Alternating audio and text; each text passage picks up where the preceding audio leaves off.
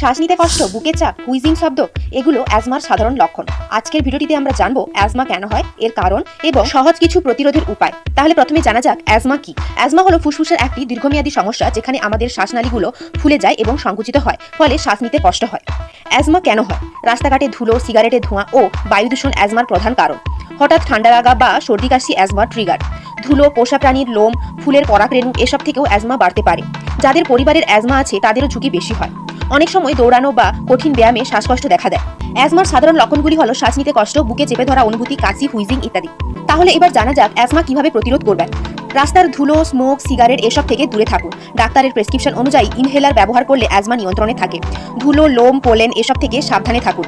হালকা ব্যায়াম এবং ভিটামিন ডি প্রতিরোধ ক্ষমতা বাড়াতে সাহায্য করে। বাড়ি এবং ঘরের আশেপাশে পরিষ্কার থাকলে ঝুঁকি কমে যায়। অ্যাজমা নিয়ন্ত্রণে থাকে যদি আপনি সতর্ক থাকেন। আপনার পরিবারের কারোর অ্যাজমা থাকলে এই ভিডিওটি অবশ্যই শেয়ার করুন। লাইক, কমেন্ট এবং সাবস্ক্রাইব করতে ভুলবেন না। ভালো থাকুন, সুস্থ থাকুন।